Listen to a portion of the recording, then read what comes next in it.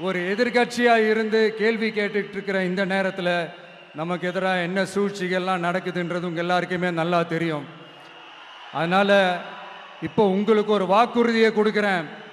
நம்மளுடைய ஆட்சி அமைஞ்சதும்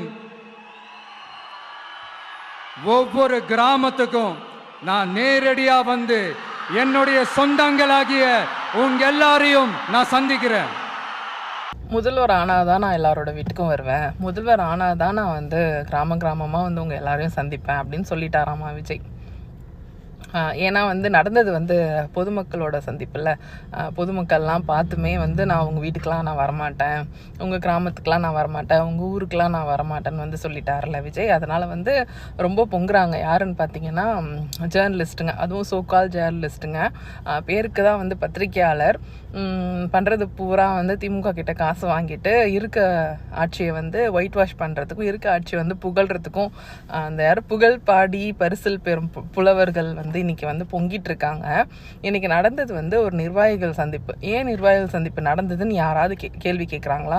ஏன் மக்கள் சந்திப்பு நடக்கிறதுக்கு பெர்மிஷன் கொடுக்கறதில்ல எவனுமே கேள்வி கேட்க மாட்டான். ஆனால் வந்து ஐயோ விஜய் இதை பேசிட்டாரு அதை பேசிட்டாரு, உட்காந்தா தப்பு நின்னா தப்புன்னு சொல்லிட்டு பேசிட்டு இருக்காங்க. அதுலேயும் இன்னைக்கு பார்த்தீங்கன்னா இது ஏதோ பெரிய காமெடி மாதிரி, ஐயோ இவர் முதல்வர் ஆனாதான் வந்து இவர் பார்ப்பாராமா மக்களை, இல்லைன்னா பார்க்கவே மாட்டாராமான்னு வந்து பேசிட்டு இருக்காங்க.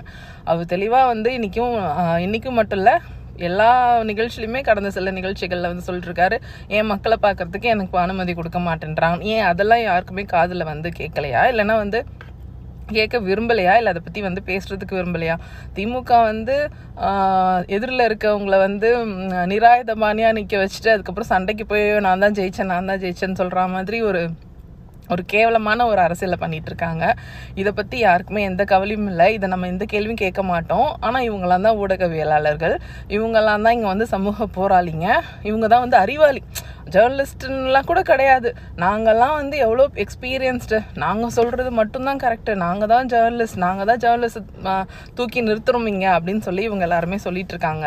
இதில் என்னன்னா இன்னைக்கு பல விஷயங்கள் அவர் பேசியிருக்காரு. மலை கிராமங்களில் இருக்கக்கூடிய பெண்கள் மகப்பேறு ஆபத்துகள் பற்றி பேசியிருக்காரு, ஒரு கழிப்பறை இல்லாததை பற்றி பேசிட்டு இருக்காரு, ஆட்டோ ஓட்டுநர்கள் பற்றி பேசியிருக்காரு, அவங்களுக்கு என்ன செய்ய போறேன்றதை வந்து இன்னைக்கு அத்தனை விஷயங்கள் இன்னைக்கு பேசியிருக்காரு. அதை பற்றி யாருமே கவலைப்படவே இல்லை, அதை பற்றி ஒருத்தனும் வாய் திறக்கவே இல்லை. ஊழல் பற்றி பேசியிருக்காரு, ஊழலில் சம்பாதிச்ச காசை வச்சு கூட்டணி கணக்குகள் வந்து பண்ணுறாங்கன்றது வந்து தெளிவாக குறிப்பிட்டு பேசுகிறாரு.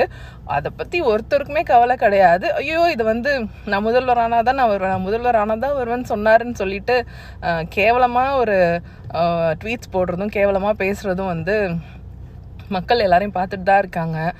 இன்னமும் வந்து ஏமாற மாட்டாங்க மக்கள். நீங்கள் சொல்கிறதெல்லாம் வந்து நீங்கள் தான் அறிவாளிங்க, நீங்கள் தான் இங்கே வந்து சமூக போராளி, நீங்களாம் தான் ஜேர்னலிஸ்ட்டுங்கிறது வந்து மக்கள் இன்னமும் நம்ப மாட்டாங்க. சின்ன பிள்ளைங்களாம் வந்துட்டு அரசியலில் வந்து கற்றுக்குறாங்க, உங்களெல்லாம் கேள்வி கேட்குறாங்க, நீங்கள் பண்ணிகிட்டு இருக்கதெல்லாம் பார்க்குறாங்க. நீங்கள் யாருக்காக பேசுகிறீங்க, எதுக்காக பேசுகிறீங்கன்னு எல்லாமே தெரியுது. இன்னமும் யாரையும் முட்டாளாக ஆக்க முடியும்.